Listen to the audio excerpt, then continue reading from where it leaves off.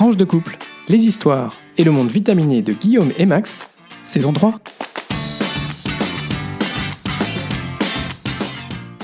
Bonjour, bonsoir, nous sommes Guillaume et Max et on vous souhaite la bienvenue dans ce 16e épisode de la saison 3 de Tranche de couple, épisode qu'on a choisi d'intituler l'épisode délocalisé, parce qu'on l'enregistre, une fois n'est pas coutume, depuis Lyon. Comme d'habitude, on vous invite à vous abonner à ce podcast pour être notifié des nouveaux épisodes diffusés le lundi tous les 15 jours. On se retrouve entre-temps aussi sur notre page Facebook et sur notre compte Twitter, toujours tranche, le chiffre de couple comme le nom du podcast, ou par email sur tranchedecouple@gmail.com. Et on salue Domiti qui est notre voisine d'enregistrement aujourd'hui. Elle ne voudra pas parler, mais néanmoins, elle est là. Elle est là. Alors, et puis on lui souhaite un bon anniversaire du coup. Ah oui, tiens, et bon anniversaire Max aussi et Domiti. Ah ouais, j'ai de la chance, je suis entouré par 2 personnes qui fêtent leur anniversaire aujourd'hui. Chouette ça. Et enfin, pour clôturer cette introduction, un mot, un seul, comme d'habitude, vous le connaissez, partagez sur vos réseaux sociaux, à vos proches, à toutes celles et tous ceux qui sont susceptibles d'être intéressés par ce podcast. Ça nous permettra de continuer à accroître la visibilité de Tranche de couple et de garder la motivation pour cette petite tranche de vie tous les 15 jours. Absolument. Merci Max. On commence par la rubrique Actu comme d'habitude. Mais on se délocalise absolument pour cette première rubrique Actu. On va retourner un peu vers l'Église catholique allemande dont on a déjà parlé dans le passé dans un précédent podcast sur encore l'ouverture de certaines églises, notamment au Benelux, en Autriche ou en Allemagne, sur les droits à l'écoute et des églises plutôt de terrain, notamment en ce qui concerne les personnes LGBT. Petite brève supplémentaire dans cette rubrique, donc autour de la foi. Le pape François, dont on sait qu'il a des positions raisonnablement progressistes sur certains sujets de société, il est notamment en faveur d'une union civile pour les personnes LGBT+, et a lancé son fameux « Qui suis-je pour juger une personne gay ?» lors de ces fameuses conférences de presse aériennes qu'il donne en revenant de ses déplacements à l'étranger. Il a appelé il y a quelques semaines les parents constatant des orientations différentes chez leurs enfants à les accompagner et à ne pas cacher ou se cacher dans une attitude de condamnation. Ah, bah ça fait du bien ça. Absolument. À la fin du mois de janvier, d'ailleurs, plusieurs dizaines de catholiques allemands ont participé publiquement à un documentaire à la télévision publique intitulé « Comme Dieu nous a créés » et ont révélé leur appartenance à la communauté LGBT+. Ils sont prêtres, professeurs, notamment de théologie, ou laïcs impliqués comme salariés ou bénévoles dans l'Église et ont voulu ainsi briser un tabou et apparaître au grand jour, ainsi que dénoncer la discrimination et l'exclusion dont ils se sentent victimes. Ils ont pour cela créé aussi un site internet, Out in Church, où ils réclament donc la fin des discriminations et d'un système bien connu de double morale et de malhonnêteté sur les questions LGBT+, dans l'Église. Ils estiment que ni leur orientation sexuelle ni l'identité de genre ne devraient être un obstacle à l'embauche, y compris dans l'Église, soutenu par de nombreux fidèles lambda dans un manifeste qui est disponible sur leur site internet. Ils ont par ailleurs reçu le soutien actif de l'archevêque de Hambourg, qui relève qu'une église dont on se sent obligé de se cacher à cause de son orientation sexuelle ne peut être dans l'esprit de Jésus. Alors évidemment, la question qui se pose pour l'ensemble de l'Église catholique n'est pas seulement celle du travail, mais plus largement, et on a déjà insisté là-dessus dans ce podcast, celle de la morale sexuelle et de l'hypocrisie qui y règne. On notera également que le cardinal Ulrich, archevêque de Luxembourg, a annoncé son plein soutien à l'initiative allemande Out in Church et a appelé à une modification de l'enseignement de l'Église sur l'homosexualité dans la lignée des changements apportés par le pape François. Ah, ça serait une bonne chose. Absolument. Un article du site cat.ch rappelle à toutes fins utiles que le cardinal Ulrich occupera par ailleurs un rôle clé dans le synode prévu à Rome à l'automne 2023 comme rapporteur général. Espérons que l'Esprit Saint descende sur lui et permette effectivement de faire enfin évoluer cette question au-delà des seuls particularismes nationaux que l'on connaît en Europe. Très bonne chose, on espère qu'effectivement ça sera le cas. Alors, pour la deuxième rubrique, pour le deuxième sujet de notre rubrique Actu, je voulais revenir à nouveau sur le sujet que vous connaissez, qui nous préoccupe depuis un peu plus d'un mois et 2 jours maintenant, la guerre en Ukraine. Les campagnes de bombardement sur les villes ukrainiennes, et en particulier Mariupol, sont extrêmement choquantes et meurtrières. Toutes nos pensées vont au peuple ukrainien, à ceux qui défendent leur territoire et leur liberté. Et c'est notamment une partie importante de la population LGBTQ+, qui s'est engagée volontairement pour défendre l'Ukraine, comprenant qu'il en allait de leur survie et de leur capacité d'être ceux qu'ils sont dans leur pays, car si l'Ukraine tombait ou devenait un territoire russe ou sous influence russe, naturellement, ce serait impossible pour ces personnes d'être eux-mêmes. Et nos pensées vont bien sûr aussi à tous les déplacés, les réfugiés et tous ceux qui, d'un petit ou d'un énorme geste, les accueillent, les soutiennent. Alors aujourd'hui, on voulait revenir sur la guerre de la communication. On vous en avait parlé dans notre premier épisode. Cette guerre fait l'objet d'une véritable guerre de l'information et de la communication. Et vue d'Europe, l'Ukraine est vraiment en train de la gagner. Alors cette nuance, vue d'Europe, est importante, car elle occulte une autre réalité dans d'autres régions du monde, où la Russie a lancé des campagnes de désinformation très fortes pour justifier ses actions et mobiliser les nationalismes. Les zones les plus ciblées sont les BRIC. Alors en fait, les BRIC, c'est Brésil, Russie, Inde, Chine et Afrique du Sud, l'Afrique et l'Asie. On voit vraiment un fort contraste avec ce qui se passe dans l'Occident.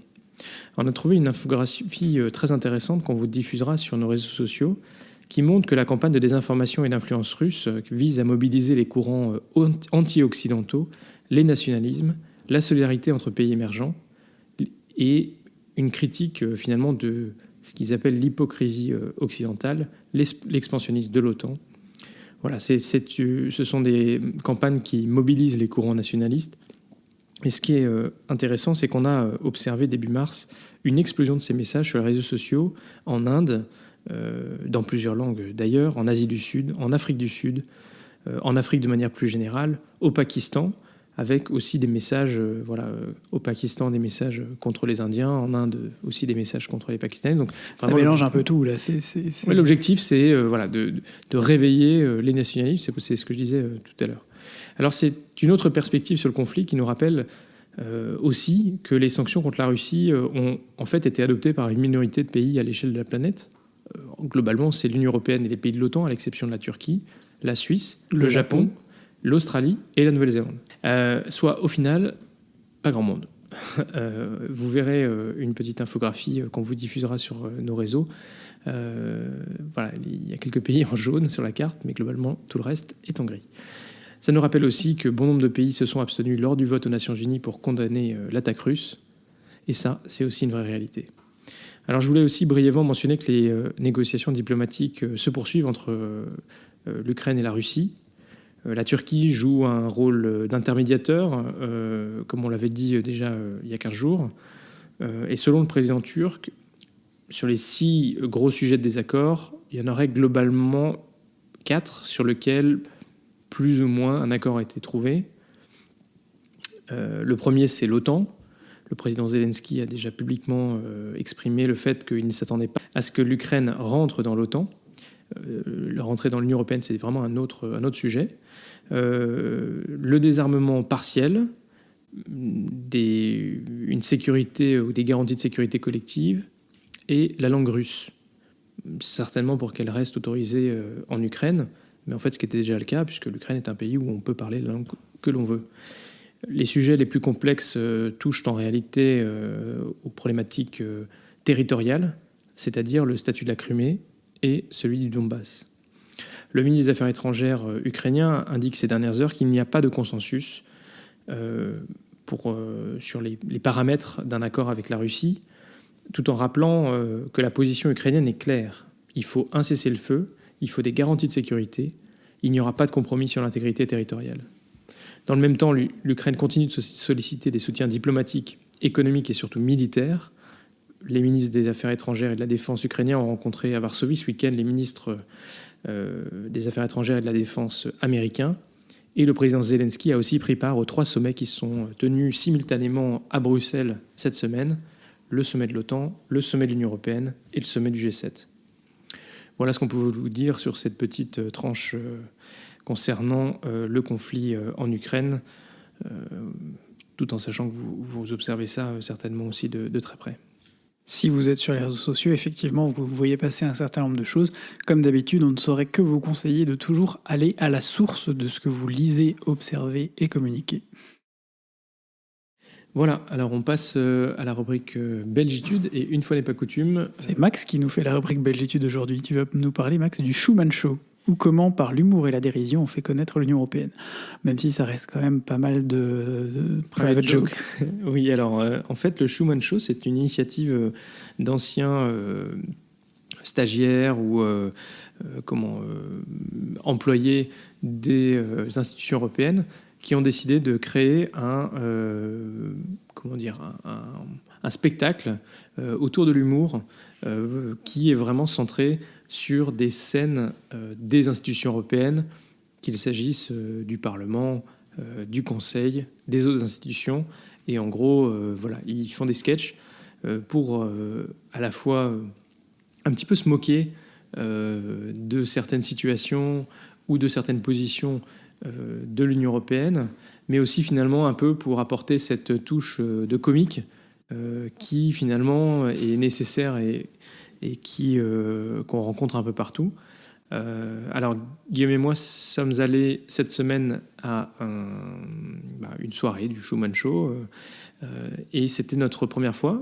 Alors visiblement ils font ça à peu près tous les mois.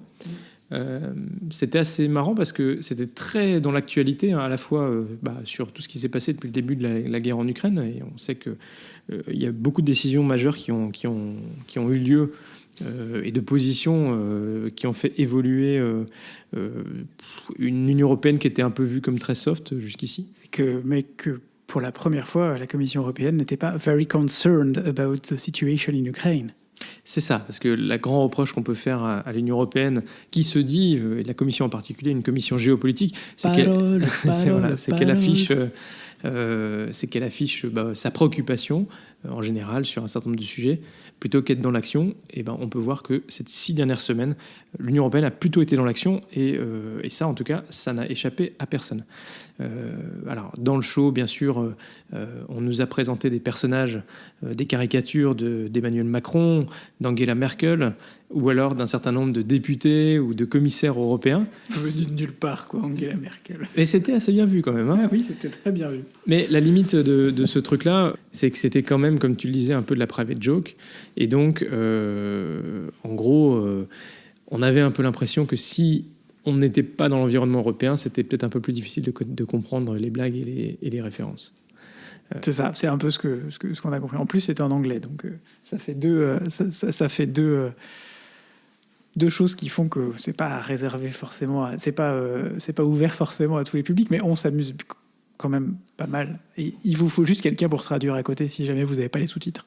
Et il faut dire quand même que le public, comme disait Guillaume, était quand même principalement composé de ce qu'on appelle les eurocrates, ou alors de gens qui tournent de la bulle. Des eurocrates commissionnaires, parce que à Bruxelles, on parle toujours des eurocrates, mais en fait, vous avez différentes catégories d'eurocrates aussi. Vous avez les eurocrates place du luxe, qui sont plutôt les employés du Parlement. Vous avez les eurocrates commission, qui traînent plutôt côté Schumann et au Schumann Show, manifestement. Et puis, vous avez les eurocrates conseil, mais eux, ceux-là, on les connaît pas trop, hein, Max. Mais il y avait des fonctionnaires ou des employés des différentes institutions, même du comité des régions. Voilà, en tout cas, ils ont l'ambition d'essayer... C'est quoi, c'est le comité des... Ah non, on n'a pas le temps. Ils ont l'ambition d'être un peu plus visibles et notamment peut-être de diffuser une partie de leur show sur YouTube, visiblement. Donc, si vous avez l'occasion, en tout cas, ou si vous êtes à Bruxelles, allez les voir parce que honnêtement, on a passé un très bon moment. Le vin à la buvette était dégueulasse, mais c'était pas ça le cœur du sujet. On a beaucoup ri et en tout cas ça fait du bien à la fois de ressortir et à la fois de rire. Voilà. Donc c'était un petit côté belgitude d'un côté de la Belgique qui est un petit peu particulier, hein, celui du monde de l'Union européenne, y compris par ces spectacles en anglais tournés autour de l'Union européenne. Merci Max. Vite couple, nous voilà dans notre deuxième rubrique. Deuxième rubrique, absolument, de notre podcast. Après vous avoir donné un peu d'actualité générale, on va vous donner notre actualité. Alors ce matin, pour la première fois... Guillaume est allé donner son sang. Ah oui, c'est vrai. Pour toi, c'était pas la première fois. Et non. Bah oui. Mais c'était la première fois depuis très longtemps, probablement autour de 2006, la dernière fois que j'ai donné mon sang, puisque comme vous le savez, les règles en France jusqu'à il y a un mois ou quelque chose comme ça. Jusqu'à il y a 10 jours. Jusqu'à il y a 10 jours, faisait que les personnes ayant des relations avec des personnes de même sexe ne pouvaient pas donner leur sang. Et donc, par défaut, voilà, on était privé de donner notre sang, alors même que... on aurait pu le faire aussi. Il y en a qui, qui le font. Après, moi, j'ai toujours considéré que fait. Par principe, par honnêteté, et par honnêteté intellectuelle, et par... ouais, je trouvais... J'avais pas envie d'y aller et de remplir de répondre à une question de donner une réponse à une question qui n'était pas une réponse qui me correspondait. Et sur un formulaire, même si c'est juste une réponse, même si je sais qu'à côté de ça, on ne fait pas partie des publics à risque pour plein de raisons, mais et voilà. Mais c'était une très chouette expérience. C'était aussi de pouvoir un peu être en phase. Enfin, dire, depuis des années, le sujet du manque de sang dans les réserves est un vrai sujet. Il revient régulièrement, on voit passer les infos et on se dit bah ouais, mais en même temps le gouvernement n'avait pas le gouvernement et le Parlement n'avaient pas légiféré pour nous permettre de le faire. En tout cas, on était effectivement très très contents de pouvoir le faire. Alors donc sachez que vous aussi vous pouvez y aller. Le mieux, c'est quand même de prendre rendez-vous. Ce matin, on s'est pointé un samedi matin dans un centre de don de sang. Bah, forcément, il n'y avait plus de rendez-vous disponibles. C'est parce qu'il y avait déjà pas mal de monde. Donc, on a passé un peu plus de temps. Mais vous pouvez donner votre sang. Les gens qui sont arrivés en même temps que nous avec un rendez-vous sont repartis aussi en même temps que nous. Donc, finalement, on n'a pas passé plus de temps que... Mais globalement, si tout se passe bien, en une demi-heure, 3 quarts d'heure, vous pouvez donner votre sang. Le don lui-même, ça prend à peu près 10 minutes, mais il faut remplir le questionnaire, passer devant le médecin, donner votre sang, et puis après, il y a la petite collation pour éviter de tomber dans les pommes. Il paraît que c'est mieux. Voilà, et donc il y a des centres de don de sang un peu partout en France. Alors, on a fait ça en France et on a pu faire ça en France parce que les règles ont changé. Mais on rappelle qu'en Belgique, on ne peut toujours pas le faire. Coucou, big up aux 67 ministres de la Santé belges. Si jamais il y en a un de vous qui nous entend. Donc on espère qu'un de ces jours, on pourra... On aurait pu le dire au ministre wallon qui était dans le train avec nous. Ouais, parce que hier, en descendant à Lyon, on avait le ministre des Finances wallon qui était dans le même wagon. Et oui. Je suis sûr qu'il est allé à Disney. Je n'ai pas vérifié, mais je suis sûr qu'il est descendu à Marne-la-Vallée. Mais il voyageait en seconde. Hein. Oui, bon. Voilà, donc en tout cas, on ne peut que vous encourager, si vous le pouvez, d'aller donner votre sang. C'est un beau geste qui ne prend pas énormément de temps et qui sauve des vies. Tout à fait, absolument. Et c'était chouette de le faire. En plus, après, vous avez une collation. Max, il a eu de la charcuterie, il était content. Voilà, c'est totalement random. Merci, Guillaume. Voilà. Alors, on peut quand même saluer le soleil. Absolument. Parce qu'on est quand même super content de pouvoir profiter depuis 15 jours là, qui ont été magnifiques. Et alors, vous savez quoi ? Il y a une super bonne nouvelle, c'est qu'on a une terrasse toute neuve. On va pouvoir toute rafraîchie, toute avec non, une il fait vraie moche terrasse. À partir de la semaine prochaine. N'hésitez pas à venir nous voir. Et puis, effectivement, le barbecue va être installé dehors sur notre nouvelle terrasse. On va pouvoir boire un petit coup. Donc, n'hésitez pas à venir nous voir. C'est toujours sympathique de pouvoir profiter d'une belle terrasse à Bruxelles. Toute pimpante et au soleil, au principe, normalement, voilà. À peu près, plus ou moins. Mais donc, le vrai sujet ici, c'était qu'on a refait des travaux à la maison. Voilà, ça s'est plutôt bien passé. Ça a été plutôt rapide. Cet entrepreneur qui disparaît pendant 2 ans et puis qui réapparaît au bout de 2 ans d'un seul coup, pouf, sorti de nulle part et qui dit « Ah bah, je peux venir, mais par contre, je viens demain. » Et voilà. Donc, branle-bas de commun pour aller acheter les dalles qu'il faut pour la terrasse. On les trouve nulle part. Les poteaux, parle pas des dalles. Machin. Max qui a perdu la moitié de son dos à cause de ces dalles. En plus, on en a commandé trop. Voilà. Donc, c'est Guillaume qui va perdre l'autre moitié de son dos quand il va aller... C'est moi qui vais perdre l'autre moitié de mon dos lundi matin quand il va falloir aller ramener au magasin.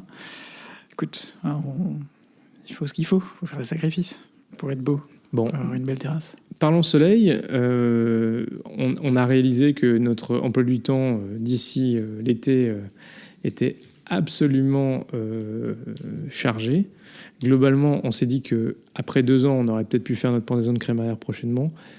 Ça risque plutôt de s'orienter après l'été, parce que globalement, tous les week-ends, soit Guillaume travaille, soit on a un truc, quoi.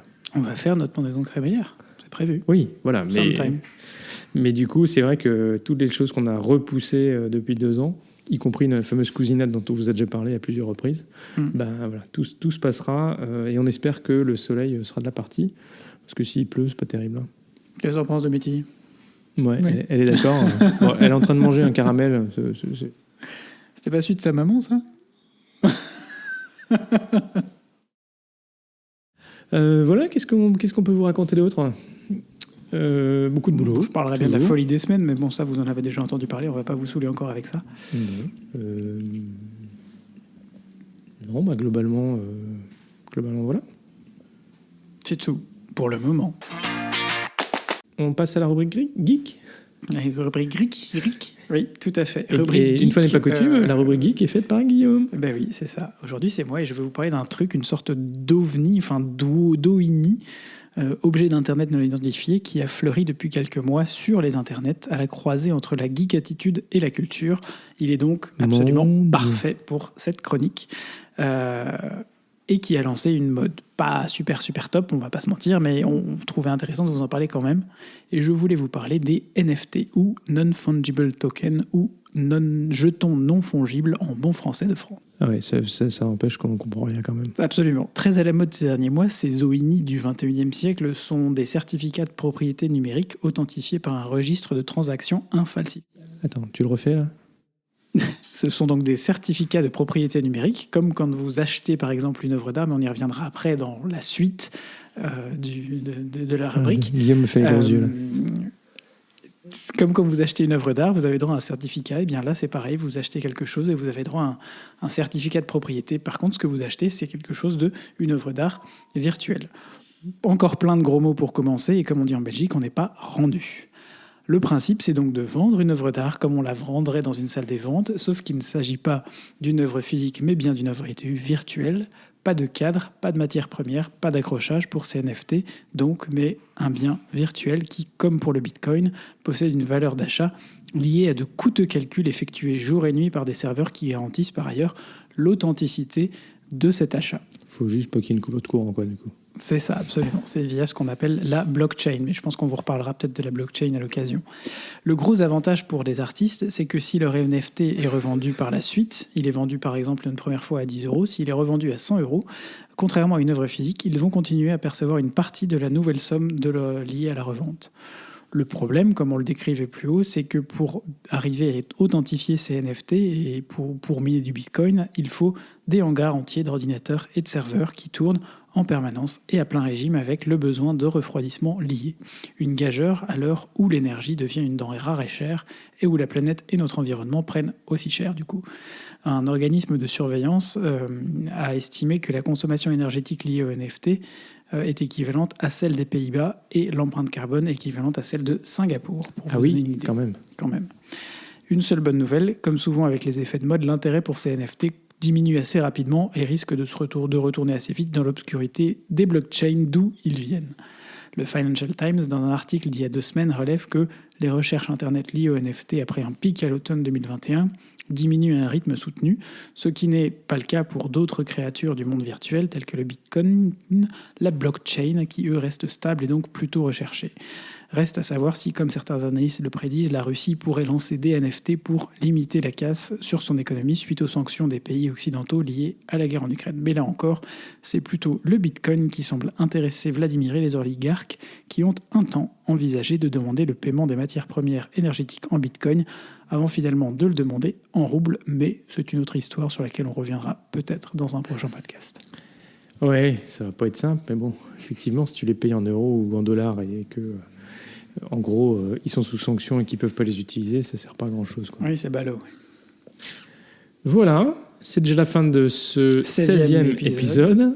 On ne sait pas ce que Domiti en a pensé. Un petit mot pour la radio ?